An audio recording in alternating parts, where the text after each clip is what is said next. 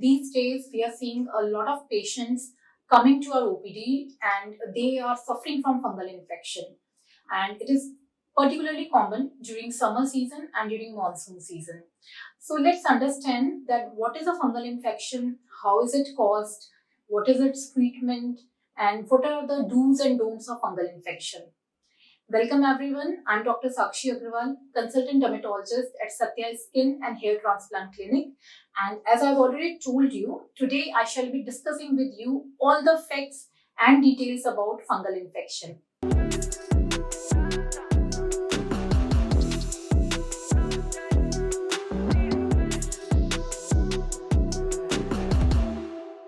So first of all, fungal infection क्या होता है? So as the name suggests, जो फंगस होती हैं, there are certain type of fungus which have an affinity towards our skin.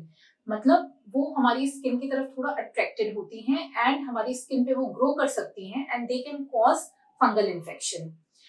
And there are many species of fungus which can grow in your skin and उन्हें कहा जाता है, हमारी doctors की language में उसे कहा जाता है डर्मेटोफाइटिक इन्फेक्शन. और डर्मेटोफाइट्स के अंदर भी बहुत सारी डिफरेंट स्पीशीज आती हैं और फंगल इन्फेक्शन को भी कई नामों से जाना जाता है डिपेंडिंग ऑन कौन सी साइट आपकी बॉडी की इन्वॉल्व है. जैसे अगर बॉडी में इन जनरल हो रहा है तो उसे कहते हैं टीनिया कॉर्पोरिस. अगर ग्रॉइन में हो रहा है तो कहते हैं टीनिया क्रूरिस. ये फेस पे भी होता है जिसे कहा जाता है टीनिया फेशी. हाथों पे हो सकता है, पैरों पे हो सकता है, इवन नेल्स में भी हो सकता है, आपके स्कैल्प में भी हो सकता है. जब स्कैल्प पे होता है तो उसे कहते हैं टीनिया कैपाइटिस और जब नेल्स में होता है तो उसे कहते हैं ओनाइकोमाइकोसिस. तो ये बात हुई कि फंगल इन्फेक्शन कहाँ कहाँ हो सकता है. तो बेसिकली आपकी स्किन के एक्सटर्नल स्किन पे सब जगह सारे बॉडी पार्ट्स के अंदर fungal infection can happen. Okay, now coming to the age group. So no age group is spared from fungal infection. Right from the kids to the older age people, ये infection किसी में भी हो सकता है, right? But there are certain section of people who are more predisposed towards fungal infection. इस category में सबसे पहले वो पेशेंट्स आते हैं या वो लोग आते हैं जो किसी भी तरह की इम्यूनो कॉम्प्रोमाइज स्टेट में हैं. वो चाहे डायबिटीज के पेशेंट्स हो सकते हैं या फिर जो लोग स्टीरॉइड्स ले रहे हैं, ओरल स्टीरॉइड्स ले रहे हैं लंबे टाइम से, वो हो सकते हैं, या किसी भी तरह का इम्यूनोसप्रेसेंट ट्रीटमेंट ले रहे हैं. सेकेंड, जो कॉमन पेशेंट्स हमें देखने को मिले हैं वो होते हैं who have obesity. Because obese लोगों में generally there is more of sweating, there is lot of friction between body parts and that may lead to the growth of fungus in particularly the flexural area or the body folds. Thirdly, जो बहुत common एक category होती है, those are the people who are not following a very hygienic routine, who are not maintaining their hygiene. So such people are more predisposed towards developing fungal infection. Now, see, fungal infection is something which you do not need to worry about if you are taking a proper treatment. It can be easily cured with the help of your dermatologist if you follow all the instructions and if you take all the treatment whatever is being suggested to you. तो फिर आज के time में हम क्यों ऐसा देखते हैं कि फंगल इन्फेक्शन बहुत ज्यादा एक्सटेंसिव हो रहा है लोगों के अंदर, प्लस बार बार हो रहा है. आप एक बार आपको होता है फंगल इन्फेक्शन, आप ट्रीटमेंट लेते हैं, कुछ टाइम के लिए ठीक हो जाता है एंड देन दोबारा वो कुछ टाइम बाद रिपीट हो जाता है. सेकेंडली, एक और जो कॉमन कंसर्न है अमंग्स द डर्मेटोलॉजिस्ट वो ये है कि आजकल जो पेशेंट्स आ रहे हैं, कई बार वो पेशेंट्स स्टैंडर्ड मेडिकेशंस को रिस्पॉन्ड नहीं करते हैं. पहले जो दवाई हमें जितनी डोज में या जितनी ड्यूरेशन में देनी पड़ती थी, आज की डेट में हमें थोड़ा डोज भी कई बार बढ़ाना पड़ता है, कई बार हमें ड्यूरेशन भी ट्रीटमेंट का बढ़ाना पड़ता है. तो ऐसा क्यों हो रहा है? सेकेंडली, देखिए, फंगल इन्फेक्शन तो हमेशा से कॉमन रहा है समर्स में, मॉनसून में, जब स्वेटिंग ज्यादा होती है. लेकिन पिछले कुछ दिनों से ऐसा देखा गया, पिछले कुछ सालों से ऐसा देखा गया है कि इंडिया में fungal infection is spreading at a very rapid pace. It is spreading like an epidemic, right? So why is this happening? Let's understand why is this happening. ऐसा क्यों हो रहा है? इसके पीछे सबसे इम्पोर्टेंट कारण ये है कि आज के टाइम में लोग बहुत ज्यादा सेल्फ मेडिकेशन करने लगे हैं. बहुत सारे यूट्यूब वीडियोस होते हैं जिसमें ट्रीटमेंट सजेस्ट किया जाता है. और कुछ उसमें डर्मेटोलॉजिस्ट के होते हैं, कुछ नॉन डर्मेटोलॉजिस्ट के होते हैं। कई बार लोग अपने आप को सेल्फ मेडिकेट कर लेते हैं, कई बार वो डॉक्टर के पास ना जाके सीधा केमिस्ट की शॉप पे चले जाते हैं और केमिस्ट उनको अपने हिसाब से कुछ मेडिकेशंस दे देते हैं। तो इसमें नुकसान आपका ही होता है एज अ पेशेंट, क्योंकि जो दवाई आपको जानी चाहिए वो आपको नहीं मिल पाती है। एंड जो ओवर द काउंटर मेडिकेशंस हैं जो आपके केमिस्ट या फार्मासिस्ट आपको डिस्पेंस करते हैं, उसमें most of the times steroid मिला होता है, जबकि steroid is totally contraindicated in fungal infection unless in certain conditions when your dermatologist prescribes it, and that is also for a very short duration, right? तो steroid in general कभी भी fungal infection में हम use नहीं करते हैं, ठीक है। पेशेंट्स क्यों केमिस्ट के पास या फार्मासिस्ट के पास जाके ये स्टीरॉइड बेस्ड मेडिसिन ले लेते हैं, उसका पहला कारण तो ये है कि ये बहुत सस्ते होते हैं। स्टीरॉइड की जो ट्यूब्स आती हैं वो कंपैरेटिवली बहुत सस्ती होती हैं अगर हम कंपेयर करें प्योर एंटी फंगल क्रीम्स से। सेकेंडली क्या होता है कि जब हम स्टीरॉइड लगाते हैं तो शुरुआत के 5-6 दिन में ही आप नोटिस करेंगे कि सारा इन्फ्लेमेशन कम हो जाता है, रेडनेस कम हो जाती है, इचिंग कम हो जाती है, तो पेशेंट को सिम्टोमेटिक रिलीफ बहुत मिलता है। उन्हें लगता है कि मेरी बीमारी चली गई है, पर असल में स्टीरॉइड से हो क्या रहा है, फंगस आपकी स्किन में तो मल्टीप्लाई कर ही रही है, लेकिन आपकी बॉडी का जो रिएक्शन है फंगस की तरफ, स्टीरॉइड उसको दबा देते हैं। तो इससे क्या होता है, आपको डबल नुकसान हो जाता है। आपकी बॉडी में फंगस तो मल्टीप्लाई कर रही है, लेकिन आपको पता नहीं चल पाता कि वो फंगस है, और कुछ टाइम बाद जब आप स्टीरॉइड बंद करेंगे तो वो दुगनी तेजी से स्प्रेड होगी वो फंगस, ठीक है। दूसरी प्रॉब्लम स्टीरॉइड के यूज के साथ ये होती है कि जब आप स्टीरॉइड की क्रीम लगा रहे हैं लंबे टाइम तक, तो आपकी स्किन की एट्रोफी हो जाती है।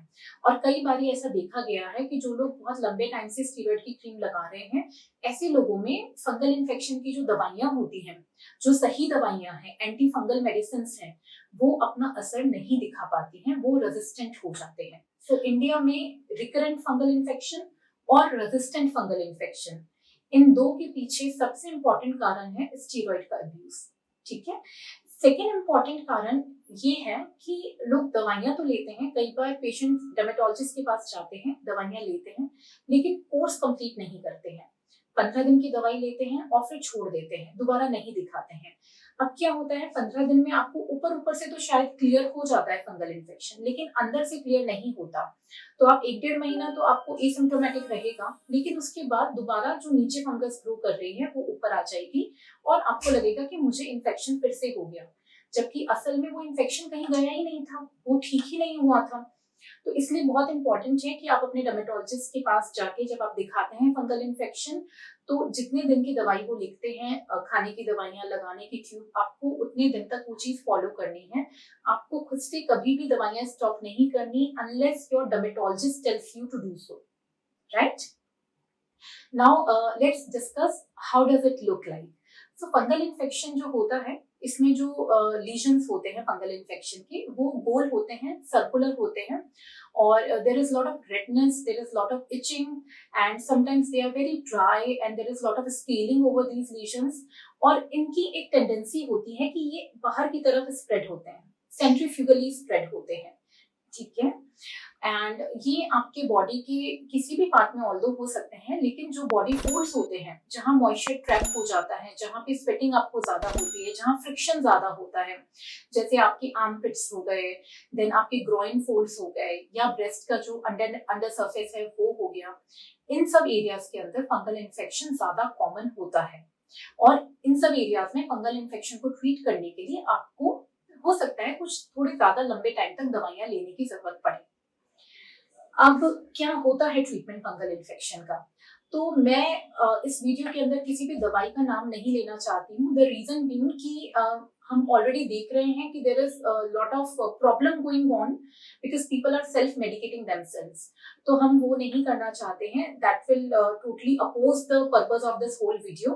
सो I will not be taking the names of any medicines, but yes, जब किसी को फंगल इन्फेक्शन होता है तो कुछ टाइम के लिए खाने की दवाइयां दी जाती हैं, कुछ लगाने की ट्यूब्स होती हैं, और आपको सबका ड्यूरेशन अलग अलग होता है। एटलीस्ट 4 to 6 वीक्स का ट्रीटमेंट सबको लेना पड़ता है, लेकिन आजकल ये देखा जा रहा है कि और भी लंबे टाइम तक हमें खाने की दवाइयाँ खानी पड़ सकती हैं, या फिर जो ट्यूब्स होती हैं वो हमें थोड़े लंबे टाइम तक लगानी पड़ सकती हैं, क्योंकि ऊपर की सरफेस से तो फंगल इन्फेक्शन ठीक हो जाता है, लेकिन स्किन के अंदर वो थोड़ा बहुत एक रेसिडुअल फंगल इन्फेक्शन रह जाता है। तो उसको खत्म करने के लिए कई बार हमें लगाने की जो ट्यूब्स होती है वो थोड़े लंबे टाइम तक कंटिन्यू करनी पड़ती हैं। तो इसीलिए मैंने पहले भी आपको कहा है, मैं फिर से ये बात कह रही हूँ कि सबसे पहले तो फंगल इन्फेक्शन अगर आपको है तो प्लीज अपने आसपास के किसी भी डॉक्टर के पास, किसी भी जनरल डॉक्टर के पास मत जाइए, फार्मासिस्ट के पास मत जाइए। प्लीज कंसल्ट योर डर्मेटोलॉजिस्ट, एक डर्मेटोलॉजिस्ट के पास जाइए। और आइडियली फंगल इन्फेक्शन को विदाउट एग्जामिनेशन, वो फिजिकल कंसल्टेशन भी हो सकता है, वो ऑनलाइन कंसल्टेशन भी हो सकता है, लेकिन एक डर्मेटोलॉजिस्ट का आपका एग्जामिनेशन करना बहुत इंपॉर्टेंट होता है। ये चेक करना बहुत इंपॉर्टेंट होता है कि बॉडी के किस किस एरिया में फंगल इन्फेक्शन है, बिकॉज जो एक्सटेंट होता है फंगल इन्फेक्शन का, कितना बॉडी सरफेस एरिया इन्वॉल्व है, कई बार ट्रीटमेंट उस बात पे भी डिपेंड करता है। ये डर्मेटोलॉजिस्ट देखकर ही बता सकते हैं कि आपको साथ में खाने की दवाइयों की भी जरूरत है या खाली ट्यूब से काम चल सकता है। दूसरी बात, duration of treatment. Duration of treatment patient to patient vary करता है, और इस बात का जो जजमेंट है वो कॉल आपके जो डॉक्टर हैं, आपके जो डर्मेटोलॉजिस्ट हैं, से वो ही ले सकते हैं कि आपके केस में आपको कितने टाइम तक खाने की दवाइयां लेनी पड़ेंगी या कितने टाइम तक आपको ट्यूब्स लगानी पड़ेंगी। सो सेल्फ मेडिकेशन नहीं करना है, केमिस्ट से दवाइयां नहीं लेनी है, पहले डर्मेटोलॉजिस्ट को दिखाइए, अपना प्रिस्क्रिप्शन बनाइए and then follow that prescription. Apart from this, एक जो बहुत इंपॉर्टेंट चीज है वो ये होती है कि दवाइयां तो अपना काम करती ही हैं, लेकिन कुछ डूज एंड डोंट्स होते हैं फंगल इन्फेक्शन के, जिनको अगर आप फॉलो करें तो आपको ट्रीटमेंट का असर ज्यादा होता है, जल्दी होता है, और जो कि बार बार फंगल इन्फेक्शन होने की आपकी टेंडेंसी है वो भी कम हो जाती है, right? तो and also see this is an infection, so it can spread to other family members also अगर आप proper precautions नहीं ले रहे हैं, तो we have to be very careful। तो अब मैं आपके साथ वो do's and don'ts शेयर कर रही हूँ जिनको फॉलो करके आप थोड़ा अपने फंगल इन्फेक्शन को जल्दी ठीक कर सकते हैं, और आप ये ट्राई कर सकते हैं कि आपकी फैमिली में जो बाकी मेंबर्स हैं जो आपके साथ रहते हैं उनको ये इन्फेक्शन आपसे स्प्रेड ना हो, राइट? तो सबसे पहले बात करते हैं कि क्या करना चाहिए अगर फंगल इन्फेक्शन है। तो आप डर्मेटोलॉजिस्ट के पास गए, आपने अपना ट्रीटमेंट लिखवा लिया, आपने ट्रीटमेंट स्टार्ट कर दिया। अब घर पे आपको क्या क्या ध्यान रखना है? पहली बात, fungal infection can be very itching and it can be very very irritating। तो we understand कि आपको एक अर्ज होता है वहां पे स्क्रैच करने का, and that urge is very strong, you want to scratch on that lesion, but always remember scratching करके वहां पे इचिंग करके आप उसको बढ़ा रहे हैं, उस फंगल इन्फेक्शन को। दूसरी बात, वो इन्फेक्शन अगर आपके नेल्स में लग गया तो वो नेल्स को भी इन्फेक्ट कर सकता है, प्लस आपकी दूसरी बॉडी एरियाज पे भी वो स्प्रेड हो सकता है। तो हमें स्क्रैचिंग बिल्कुल नहीं करनी है।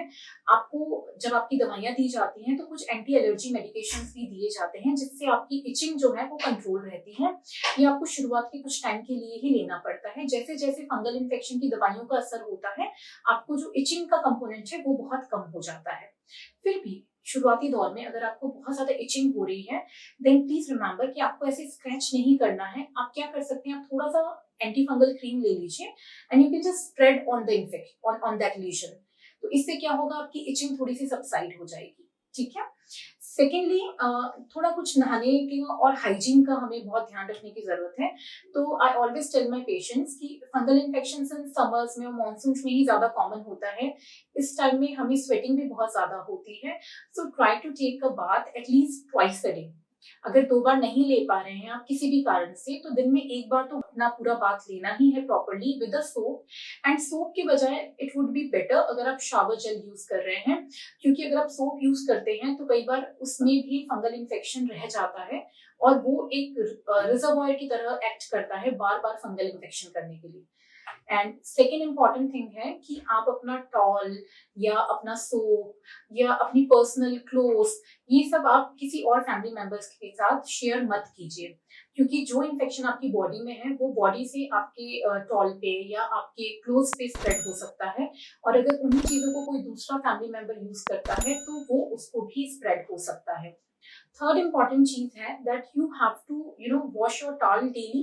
You have to wash all your clothes daily which you are wearing. And सिर्फ वॉश करने से काम नहीं चलेगा, आपको आइडियली उसको धूप में सुखाना चाहिए एंड देन आयरन आउट भी करना चाहिए. Even your undergarments, even they need to be iron out. क्योंकि अगर थोड़ा सा भी मॉइस्चर किसी भी कपड़े में रह गया तो पूरे चांसेस हैं कि उस मॉइस्चर के कारण वहां पे फंगस जो आपकी बॉडी में था, वो फंगस आपके कपड़ों में भी ग्रो थोड़े टाइम के लिए रह सकता है. तो इससे क्या होगा कि जब आप वो कपड़े दोबारा पहन रहे हैं तो आपको चांसेस होंगे कि आपको वो फंगल इन्फेक्शन दोबारा लग जाए. इंपॉर्टेंट चीज है कि हमें कपड़े कैसे पहनने चाहिए. तो अगर आपको फंगल इन्फेक्शन है then you should avoid thicker clothes and very shimmery kind of clothes. वो आपको थोड़े अवॉइड करने चाहिए. डेनिम्स को आपको थोड़ा अवॉइड करना चाहिए. Instead you should wear loose cotton clothes. Loose cotton clothes पहनने से दो फायदे होते हैं. एक तो एरेशन मेंटेन रहता है, plus it is easier to wash them and iron them daily. And आपका फंगस का रिजर्वॉयर उसमें बनने के चांसेस कम होते हैं. I always tell my patients कि please if you are having long nails, clip them until your fungal infection is resolved. Because आपके नील्स के अंदर जो जगह होती है वो कई बार फंगल इन्फेक्शन का रिजर्वॉयर बन जाती है. वहां से नील में भी इन्फेक्शन लग सकते हैं और आपके दूसरे बॉडी पार्ट से भी वो स्प्रेड आउट हो सकता है. तो हमें उस चीज का बहुत ध्यान रखने की जरूरत है. अगर आप कुछ भी over the counter medication use कर रहे हैं जिसमें स्टीरॉइड है, और मैं नीचे डिस्क्रिप्शन बॉक्स में आपको नाम भी लिख के दूंगी कि कौन कौन सी दवाइयां, कौन कौन सी ट्यूब्स ऐसे हैं, कंटेंट्स ऐसे हैं जो आपको अवॉइड करना चाहिए. तो आपको सिर्फ और सिर्फ प्योर एंटी फंगल क्रीम आप यूज कर सकते हैं, उसमें स्टीरॉइड नहीं होना चाहिए. और अपनी हाइजीन का आप ध्यान रखिए. That's it. अगर आप इतना ध्यान रखते हैं और अगर आप रेगुलर ट्रीटमेंट लेते हैं तो फंगल इन्फेक्शन से डरने की, घबराने की बिल्कुल भी जरूरत नहीं है. ये बहुत इजीली क्योर हो सकता है. और see, we understand that fungal infection can be very irritating for you, particularly during summers when you are sweating. तो कई बार when even if you are sitting socially with other people, it becomes difficult for you to control the urge to itch on that area, right? And ये हम इसलिए समझते हैं because we get these patients every day. And बहुत परेशान होकर patients आते हैं बिकॉज वो सही जगह से ट्रीटमेंट नहीं ले पा रहे हैं. They are not visiting a dermatologist. वो इधर उधर से क्वेक्स के पास जाके या मेडिकल स्टोर पे जाके वहां से ट्रीटमेंट लेते हैं. और जो छोटा सा फंगल इन्फेक्शन है, छोटी सी चीज है जो कि 2 महीने के ट्रीटमेंट में ठीक हो जानी चाहिए, वो उनकी 2 साल तक खिंचती रहती है. मैं आपको एक अपने पेशेंट से मिलवाना चाहती हूँ जो बहुत परेशान होकर हमारे पास आई थी. 2 साल से वो फंगल इन्फेक्शन का ट्रीटमेंट ले रही थी लेकिन उन्हें कोई इम्प्रूवमेंट नहीं था. वो इतनी परेशान हो गई थी कि उन्होंने होप ही छोड़ दिया था कि ये ठीक हो सकता है. And see, it is not a very big deal to treat fungal infection, but you need to go to the right place, to the right doctor to get its treatment done. And dermatologists are the ideal person to cure fungal infection. तो video testimony में आप देखेंगे कि कितना वो patient परेशान थी इस इन्फेक्शन से और कैसे सिर्फ 15 दिन की दवाई में ही उनको काफी कुछ आराम आ गया है. लेकिन उन्हें भी मैंने यही समझाया है कि you have to continue this treatment for some more time unless we ask them to stop it. Hi, मेरा नाम सारा है. मैं अभी फंगल इन्फेक्शन में कम से कम 2 साल हो गए थे. मैं बहुत परेशान थी. मैंने इधर भी मतलब बहुत ट्राई किया, सब डॉक्टरों के पास, केमिस्ट से दवाई ली, पर मैं ठीक हो जाती थी फिर हो जाता था. मतलब मैं इतनी परेशान थी कि मतलब ये देखो कि मैं बस ये छोड़ दी कि उम्मीद ही छोड़ दी थी मैंने कि मैं कभी ठीक भी हो पाऊंगी. फिर मैं सत्य क्लिनिक में आई हूँ और मेरा ट्रीटमेंट इतना अच्छा हुआ है कि मैं 15 दिन में ही बेटर हो गई थी. पर फिर भी मेरा डॉक्टर ने अभी ट्रीटमेंट मेरा चालू है. 3 मंथ का मेरा ट्रीटमेंट बोला है मैम ने. तो मैं सच में इतनी खुश हूँ कि मैं बिल्कुल ठीक हो गई. मैं दिल से थैंक यू करना चाहती हूँ सत्य नर्सिंग होम को कि उन्होंने मेरा इतना अच्छा ट्रीटमेंट किया है कि मैं दिल से ही उनका थैंक यू करना चाहती हूँ. थैंक यू मैम जिन्होंने मेरा ट्रीटमेंट किया है. सब लोगों का दिल से बहुत ज्यादा थैंक यू. आई होप ये वीडियो आपके लिए थोड़ा हेल्पफुल रहा होगा समझने के लिए कि फंगल इन्फेक्शन क्या है, कैसे होता है, कैसे स्प्रेड होता है और क्या हम कर सकते हैं इसको ट्रीट करने के लिए, इसको कंट्रोल करने के लिए. And if you are having fungal infection, do not worry about it. It can be cured very easily with proper treatment. और आपको आपके मन में अगर अभी भी फंगल इन्फेक्शन को लेके कुछ भी डाउट है, कुछ आपके एप्रीहेंशंस हैं या कुछ क्वेश्चंस हैं, you can put in the comment box or you can directly call at the given number and you can contact us directly. We are here to help you. And don't worry, we are always there with you. Keep loving yourself. Thank you.